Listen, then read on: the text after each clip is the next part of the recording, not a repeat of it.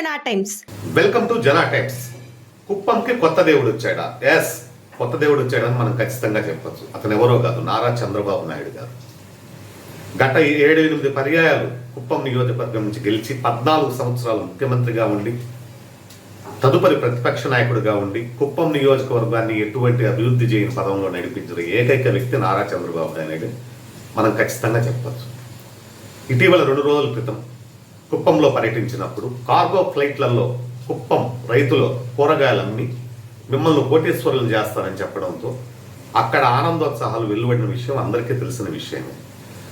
ఏదో ఇక అంతరిక్షానికి కూడా పంపిస్తాను, అక్కడ కూడా కూరగాయలు అమ్ముదాము అని చెప్పలేదు. పాతకాలంలో ఒక సామెత ఉండేది, వినేవాళ్ళు కుప్పం ప్రజలైతే చెప్పేవాళ్ళు చంద్రబాబు నాయుడు గారిని. అదే వాస్తవమైంది.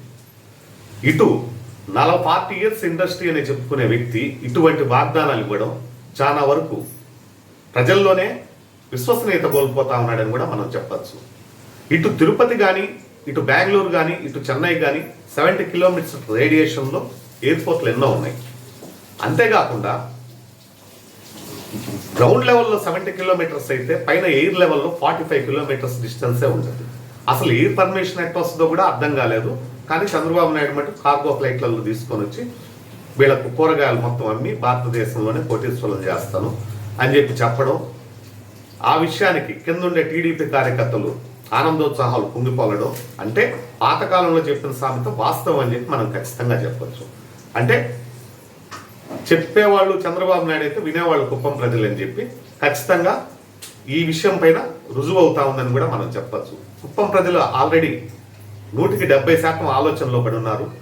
అది కూడా ఏంటంటే 40 సంవత్సరాల చంద్రబాబు నాయుడు పరిపాలనలో 4 సంవత్సరాల జగన్ పరిపాలనలో ఎంత అభివృద్ధి జరిగిందనేది కుప్పం ప్రజలు కళ్ళతో చూశారు. దానివల్ల ఈసారి కుప్పంలో ఓడిపోతాననే భయంతోనే విపరీతమైన హామీలు, విపరీత వింత పోకడలు ఇవన్నీ చంద్రబాబు నాయుడు చేసినట్టు కూడా మనం చూడొచ్చు. ఇప్పుడు కుప్పంలో ఎటువంటి పరిస్థితుల్లో ఓడిపోయే పరిస్థితి ఉంది అనబట్టే ఇటు కార్గో ఫ్లైట్లలో కూరగాయలు ఎటో అంతరిక్షానికి కూడా పంపించి అమ్ముతానని చెప్పకపోవడం, అది కూడా ఒక విధంగా ఆశ్చర్యంగా మనం ఆశ్చర్యపోవాల్సిన అవసరం లేదు. ఇటు కుప్పం ప్రజలు మొత్తం గమనిస్తూనే ఉన్నారు.